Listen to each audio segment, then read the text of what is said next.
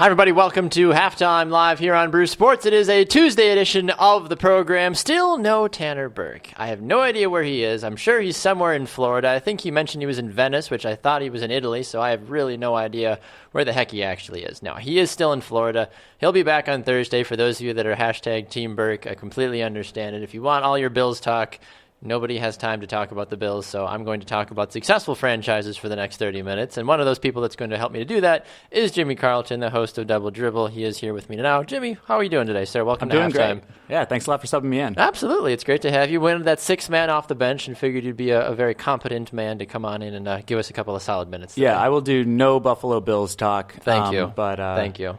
Yeah, I'll be the sixth man, like the Golden State Warriors in Game 1 against the Spurs. I had a little bit of a rough morning, got down early, down by 20, but I've had some coffee. That's good. And I'm looking at halftime to sort of make some adjustments, reorganize, and then I'm going to come out ready to dominate for our 5 p.m. Double Dribble show at on Brew Sports. Well, I mean, as long as you've got the game plan, I mean, I will do my best not to step on your feet. I don't want to make sure that I injure any ankles or anything as well, too. So I will do my best as well with that. But I've always known you not to be a dirty player.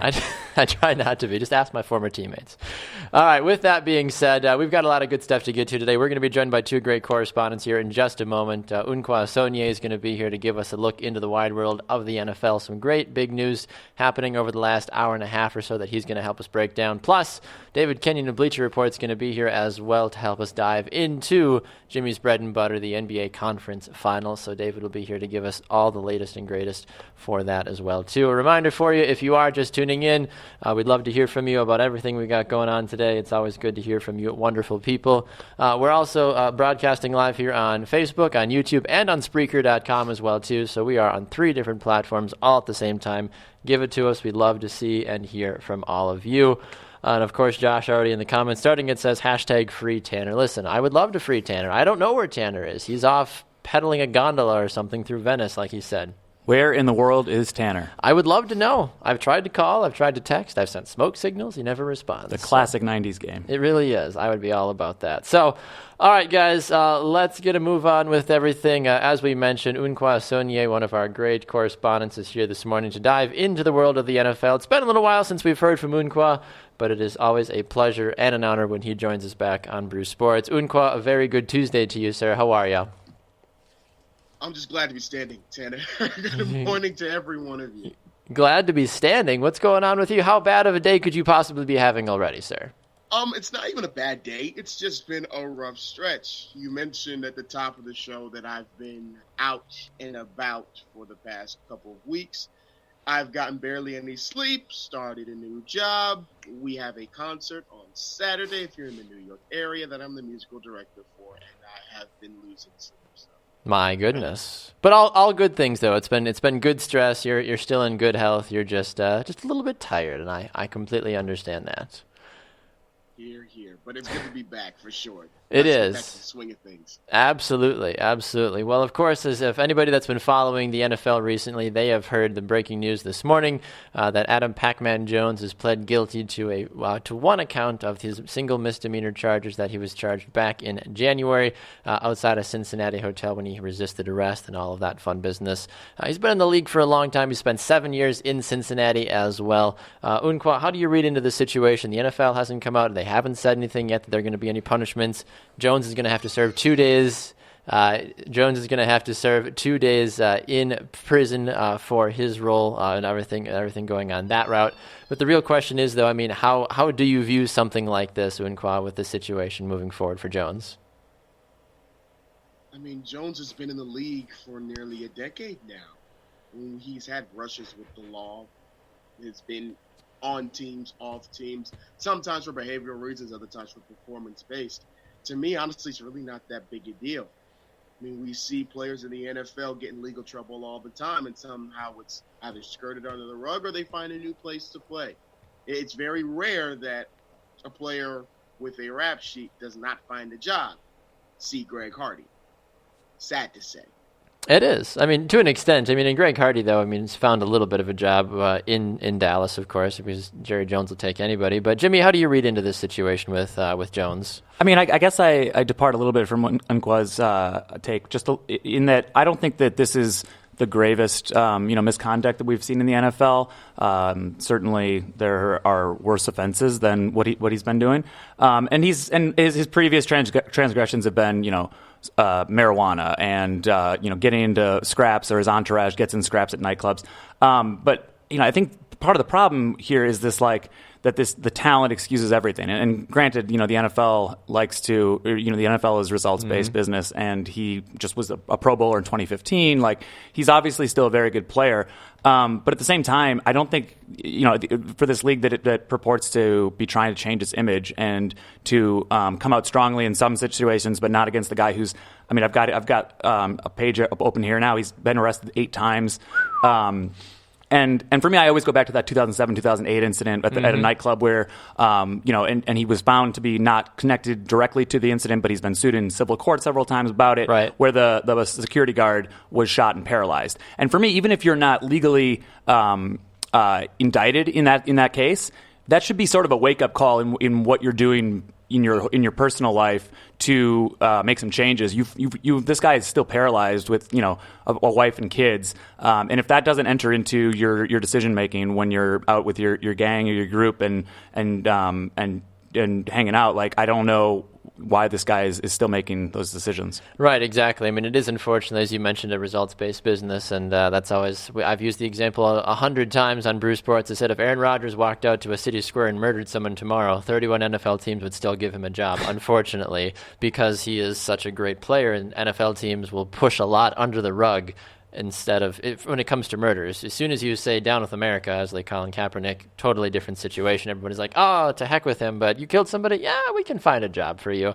It's kind of a weird double standard, honestly, at some point. But stepping away from the Pac-Man Jones thing, we did talk about that earlier. If you do have any comments about it, like we said here on Facebook or YouTube, we'd love to hear from you guys.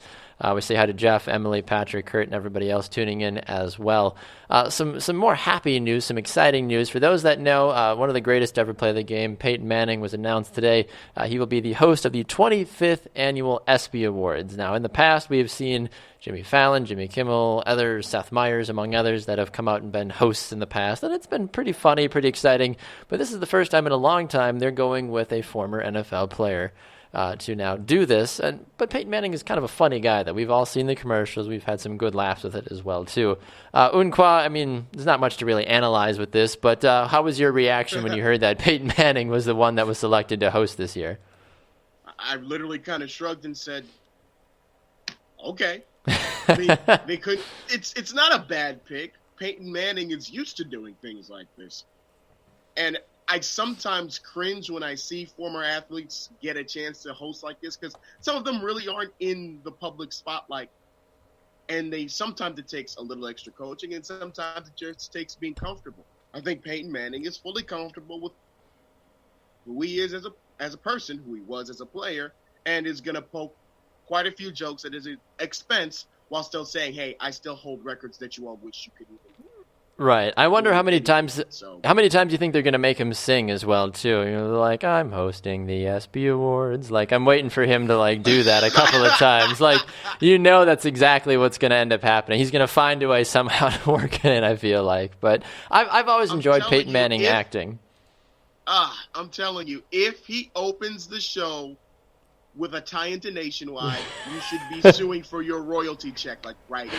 I should. I absolutely should be like, I called it. I absolutely called it. Somebody sign me up right now. I would be super funny if that did I would happen. like to see him reprise the old SNL United Way commercial where he's just chucking footballs at kids' heads. That was the high watermark for Peyton Manning as an entertainer for me. Everything else is yeah, he's self-deprecating and he's a brand, and right. He's gonna chug the Budweiser in the Super Bowl post game because he knows what it is for his image and for his endorsements. But that's always going to be my highlight. Yes, I know. Peyton Manning's acting career, I feel like, has been far more successful than a lot of famous actual actors as well, too. But I'm completely fine with that. Jeff on Facebook says that Manning should just stick to commercials and not hosting award shows. That could certainly be interesting. Mitch wants to know if I'm going to try to cut your hair today as well, too. Mitch Vomhoff, your co-host on Double Dribble, was here last Wednesday. We joked that we were going to cut his man bun. We didn't, unfortunately. We even hired a barber, and he didn't. What? Wouldn't do it. Yeah, I mean, I'm sitting in the right chair for it. It is. I mean, that's the barber chair for it. But Mitch wouldn't go for it because I've been very outspoken about Mitch's man bun on the network. But I try to embrace it when I can. I feel like it should probably be integrated into our logo at some point. Find a way to get the man bun on the Double Dribble logo, or just the Brew Sports logo as a whole too. But Jimmy's hair looks fine. I don't think I need to cut his hair, honestly. If anything, maybe I need to get a haircut. I washed it today, so. Oh, well, good. You're 2 steps better than most people. All right. Well, one other thing before we run with you, Unqua. Bill Belichick has come out recently saying that, and I quote, Tom Brady is not a great natural athlete. Well, that's pretty common sense. Anybody that's ever played Madden, have you ever tried to scramble with Tom Brady? He's got like 3 speed. Like, he's the worst when it comes to trying to actually keep up with what he's doing. But ESPN's First Take posed a very interesting question that I would be curious to get your thoughts on. They have been asking, and I'll ask this to you as well too, Jimmy, would Belichick rather have Tom Brady, or would they rather have the far more athletic, far more mobile Aaron Rodgers? What say you about that, Unqua? He would definitely rather have Tom Brady. The familiarity is there, the total affection, the relationship is there. And it's not to throw shade at Aaron Rodgers, but the question begs to be asked, would Aaron Rodgers respond to Bill Belichick the same way Tom Brady did? I mean, we have to understand that Aaron Rodgers came in as a first-round draft pick and was going to be the heir apparent to Brett Favre all along. Tom Brady was not expected to do anything out of Michigan. He was only a starter his senior year. He was a 6th-round pick. And then it took Drew Bledsoe getting injured for him to step in, and things were never the same. And I also think that the system that Mike McCarthy runs with the Packers allows for Aaron Rodgers to be a little bit more, I won't say haphazard. That's not the word I'm looking for. It allows him to be a little more whimsical, as it were. As for Tom Brady, he's very clinical. He'll go through all his progressions. He'll stay in the pocket. He may fight off some pressure, but he's still going to really stick to the script. And I think as far as Bill Belichick runs his team, that's the best fit for him. So it really wouldn't matter if he didn't have all the athleticism. Tom Brady is the quintessential Belichick quarterback. Yeah, and I would agree with that. I mean, this is obviously a very simple debate, I'd like to think, for most people. I mean, yes, would you like a 5-time Super Bowl winner to be a little bit more mobile? Sure, but if that's really the worst of your problems and you still have won 5 Super Bowls, you're obviously doing something right, I feel like, if you are Tom Brady. And I mean, Bill Belichick, I think, is just going to have to get over it if that's really his biggest complaint about Tom Brady. Yeah, and I echo all of your comments about, you know, that they're both intelligent guys. They're both obviously great quarterbacks. Rodgers is more athletic and mobile, but I think it goes back. I mean, I don't think I buy into the comments and the narrative of Aaron Rodgers not being a leader and being overly arrogant, that people, you know, are alienated by him. But I think there's something to be said for Brady's steadiness.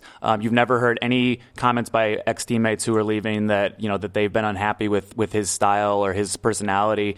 It seems to jive. He seems to sort of step in line under Belichick, who is obviously the leader and the general in that franchise. And I just don't think Rodgers would fall into line or jive the same way. Exactly. And if you're looking for a quarterback that's just more mobile, I mean, you don't have to pick Aaron Rodgers. You could pick, a Colin Kaepernick, a Russell Wilson. Yeah. I mean, literally anybody that has decent speed, you know, obviously Aaron Rodgers is a proven elite quarterback. That's completely fine. But if you're purely going off of, we just need someone that's a little bit more athletic, you could probably get a 7th-round draft pick that ran a 4.5 40 at the combine who can't throw the ball, to the broadside of a barn to be more athletic. I'm fairly athletic. I probably run a faster 40 than Tom Brady, but I'm not getting a phone call from Belichick to go and play quarterback. So it's just a silly comment that I'm sure some reporter teed him up for, just being like, talk about Tom Brady's athleticism. The guy's 40 years old. How fast can you really be at 40 years old? I also just love that Bill Belichick won't answer any reporter questions, and then he's asked something where he's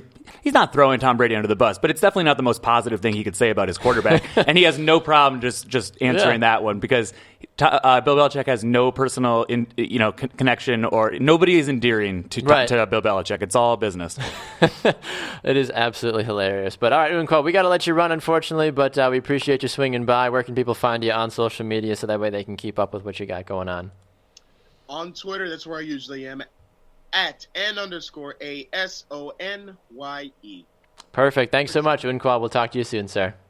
Thanks, guys. Have a good one. You as well. Unqua Sonye, one of our great correspondents here on the Brew Sports Network, giving us his 2 cents this morning. We're going to be joined by David Kenyon from Bleacher Report in just a little while. But before we do that, of course, a reminder, you can get everything that we've got going on Brew Sports on our website, brewsportsnet.com. It's also available here on Facebook, YouTube, and Spreaker.com as well. Numerous ways for you to listen, watch, and learn about the sports world and all the great things that we've got going on. People in the comments section, Patrick wants to know why we're talking about the evil 4-letter words on ESPN. I don't know if you heard this or not, and I don't know if you and Mitch are going to touch on this or not. Did you hear that the rumors that LeVar Ball might get his own show on ESPN? Why wouldn't he? He is the quintessential ESPN embrace debate personality. I mean, watching him on First Take with Stephen A. Smith, it was like looking in a mirror. I mean, really was. It was just incredible. I mean, he is made for what ESPN is clearly going toward. I mean, after their massive layoffs of a lot of really decorated longtime reporters, they are clearly keeping the guys who are #embrace debating. Yes, and that's absolutely true about that as well. Patrick says I can hear Tanner screaming now. Yeah, I probably could as well. I mean, I made this point this morning on the Morning Brew. I think from a programming perspective, if we had the ways and the means to do it at Brew Sports, I would hand LeVar Ball a show any day and be like, yes, because I know people would flock by the thousands, if not millions, just to hear what stupidity would come from his mouth. But it would help. It helps ESPN.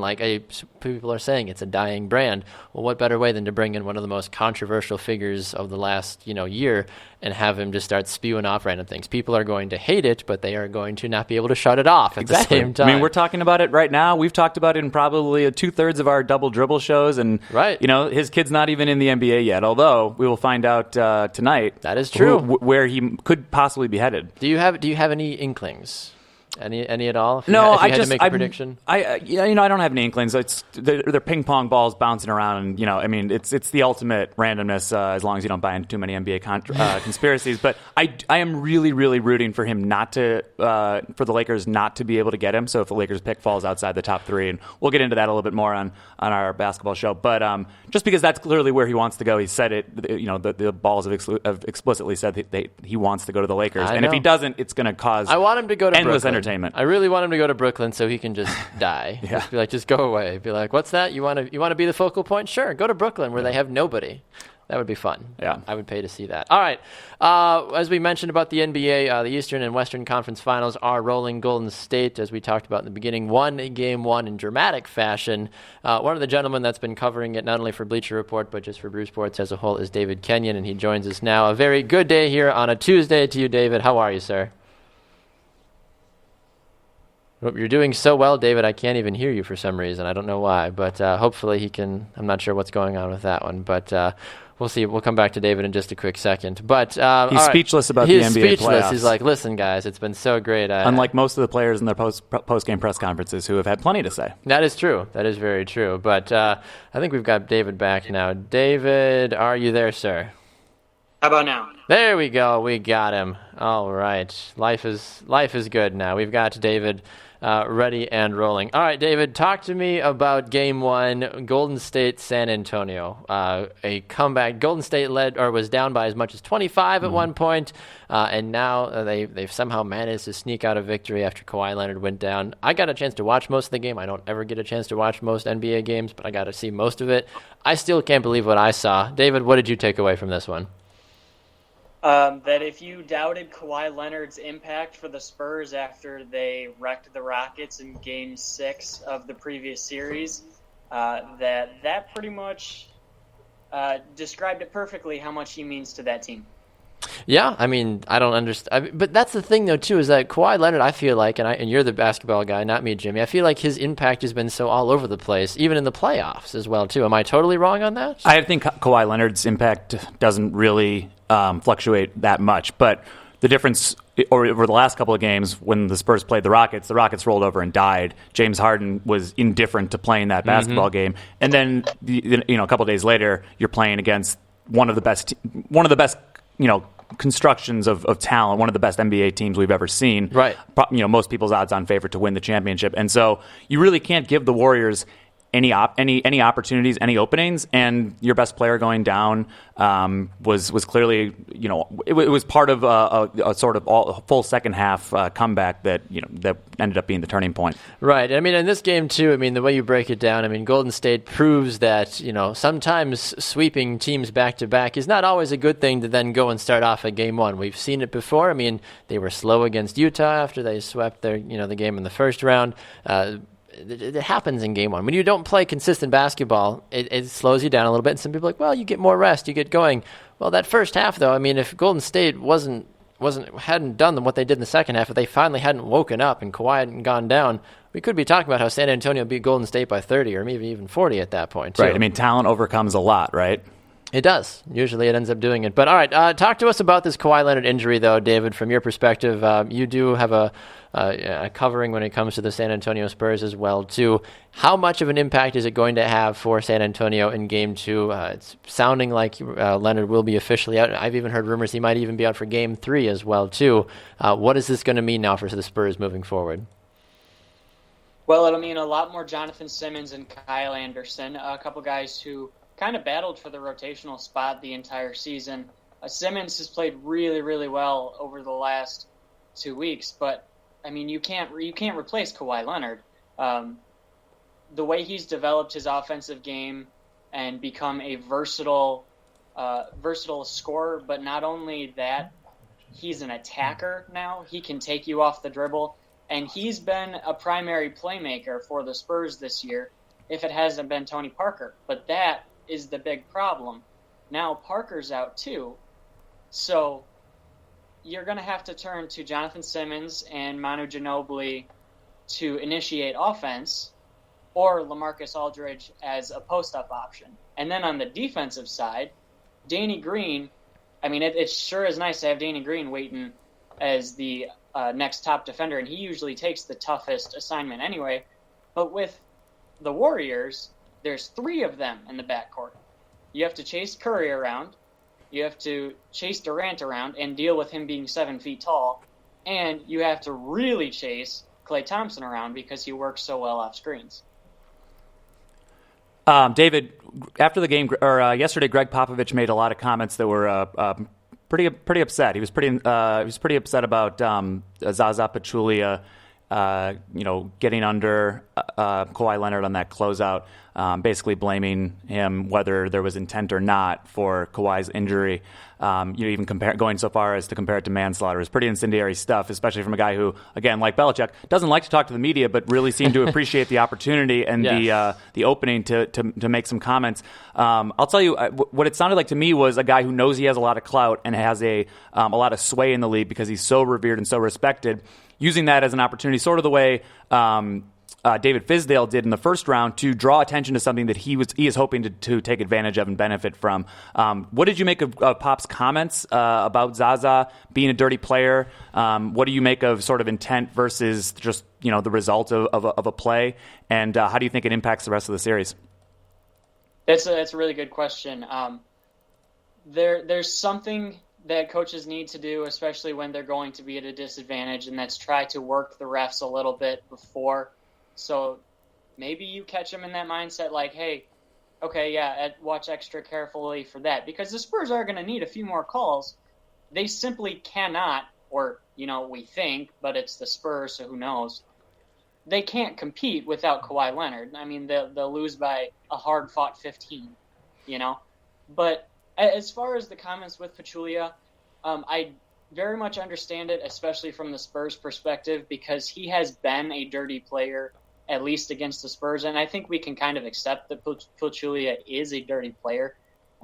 Looking back, he almost broke Kawhi Leonard's arm when he was tumbling to the floor, and he hooked Leonard and just kept turning.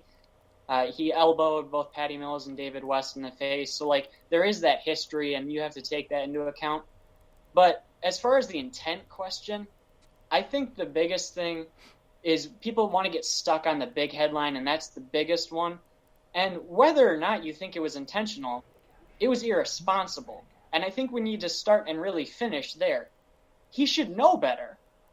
Whether he was intentionally doing it or not, he did it. And it's irresponsible because we know the result of that. So going back to something Baxter said a little earlier about Golden State's time off, right? They had swept their previous series. They had some time off. They looked a little rusty coming out.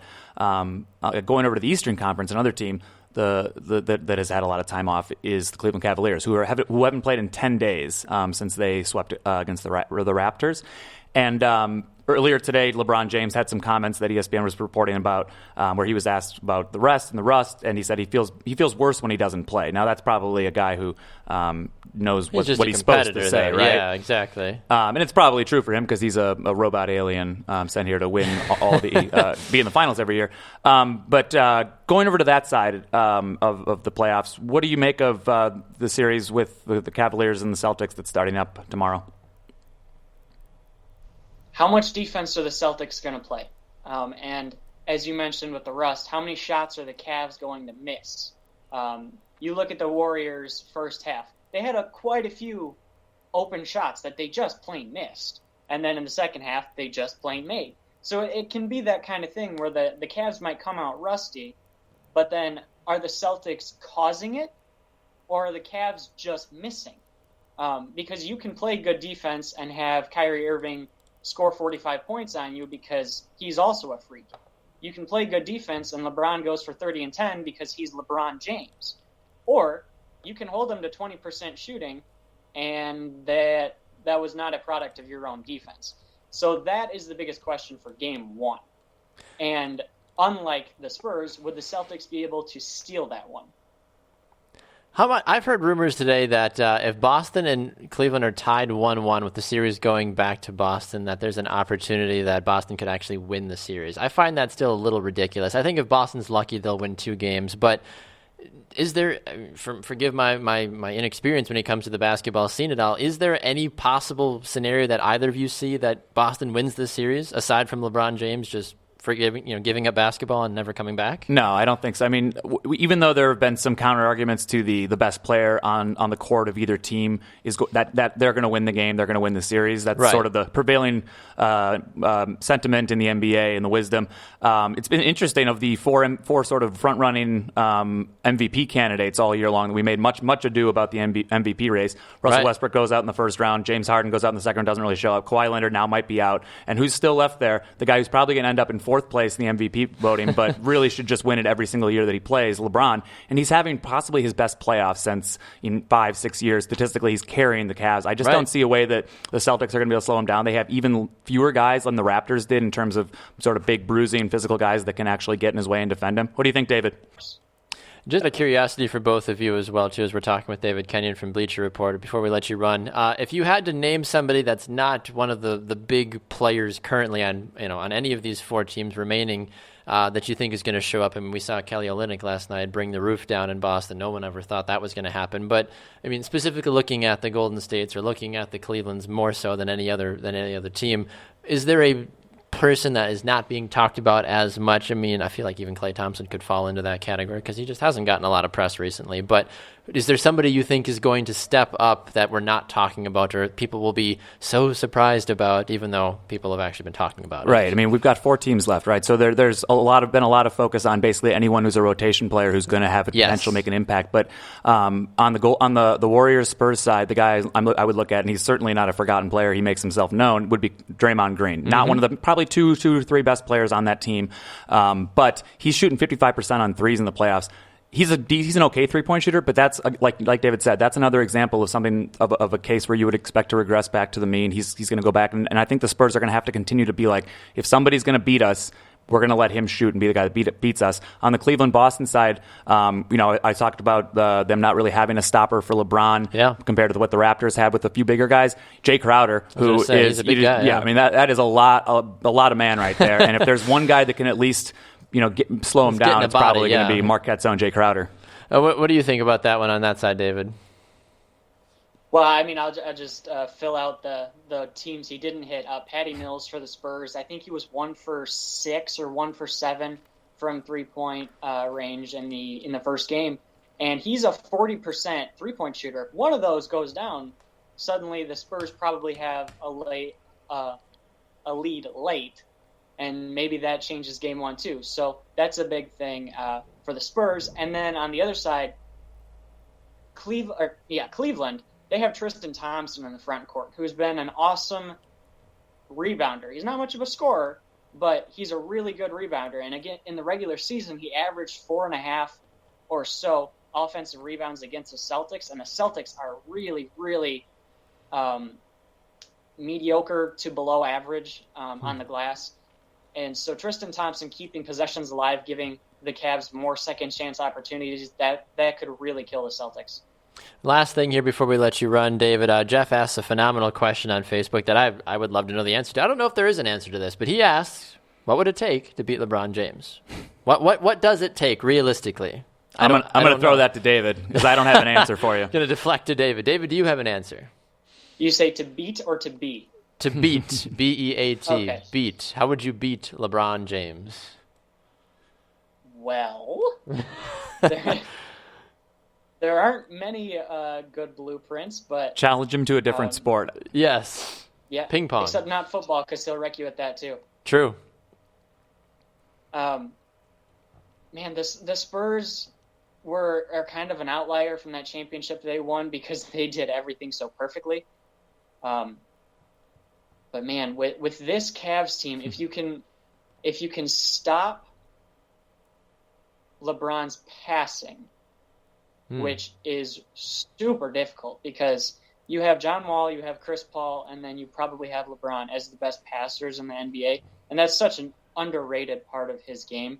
If you can stop him from facilitating, then you're going to have a chance. But, I mean, he's 6'9", 250. How do you stop that guy?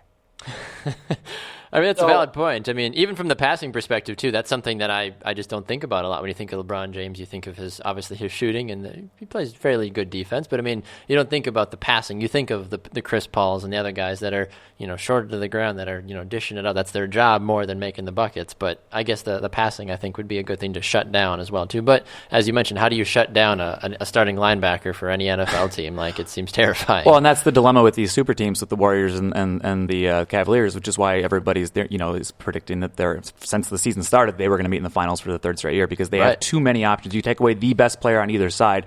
Last year, Kyrie Irving was arguably down the stretch a bigger reason that they were able to prevail in the finals against the Warriors. A couple of years before that, you had Steph, but Clay stepped up and Draymond Green. So it's like, pick your poison with these teams, and there's really not a good antidote. Fair enough. Well, we'll have to see if any of the teams that end up having to take on Cleveland the remainder of the way, whether it be Boston or anybody on the western side of things, can shut down the passing. And if we can, we'll have to find David Kenyon and be like, you were right. You were well right. But David, we appreciate you swinging by today. Where can people find you on social media and find your work as well? You can find me on Twitter at Kenyon19_BR, and then all my work is on Bleacher Report. Phenomenal. Thanks so much, David. We'll talk to you soon, sir. All right, thank you. David Kenyon, there he goes from a Bleacher Report here on Halftime. Great to hear from him, to get his insights and updates into the wide world as well, too. Anything David said that we didn't touch on that's still resonating with you at all, Jimmy? I'm curious to see, besides the game that we have tonight with the Spurs and the Warriors, I'm very eager to watch the draft lottery. I would have liked to pick his brain on that, and being a fan of the draft as he is. But we'll certainly get into that on our show later on. Yeah. It's just, it really does feel like I can't really blame James Harden and the Rockets for rolling over. It really does seem like we have the finals all set, and it's just a matter of waiting until we get there. It is. That's very true. Well, I'm gonna cut it here so that way you guys have plenty of stuff to cover tonight on Double Dribble. For those that do not know, we do have an NBA show here on Brew Sports. It is hosted by Jimmy Carlton and Mitch Fomhoff. Hopefully no man bun, but I'm sure he will. They will be here tonight at 5 p.m. Central Time, 6 Eastern, right here on Facebook Live, on YouTube Live, and on Spreaker, right here on Brew Sports. So make sure you tune in for that. It's going to be a lot of fun. They've got, of course, so much more to dive into as well. I'm sure they'll talk about Lonzo Ball at some point and LeVar. So it wouldn't be a show on Brew Sports if it wasn't, right? I'm sure Tim Tebow will find a way to get into the conversation as well, too. But, Jimmy, I appreciate you taking the time today to swing by and fill in for Tanner Burke. You did a phenomenal job. You didn't get pied in the face. You didn't get hair ripped off your arms. I feel like it's a win for you today. As far as the halftime shows go, I feel like I got out real easy. Did. I appreciate the warm-up for my show. Tuesdays in general are pretty mild, so you don't have to worry about any of that. We did spike your tires while you were here in the studio. Terrific. Though, so you have I'll look at forward least to that. worry about that. But no, hopefully not. But thanks to Unqua Saunier and David Kenyon as well, too, for swinging by the program today. Thanks for all of you that tuned in, that commented, that shared your opinions about everything that we've got going on. Remember, BrewSportsNet.com is the website to check out everything that's going on. Facebook, Twitter, Instagram, at BrewSportsNet. I am at Baxter Colburn. What are you on Twitter, Jimmy? At Jimmy Carlton 88. There you go. Nice and easy. All right, for Jimmy Carlton, I'm Baxter Colburn. Thanks so much for watching. This has been Halftime on Brew Sports. We'll see you tomorrow.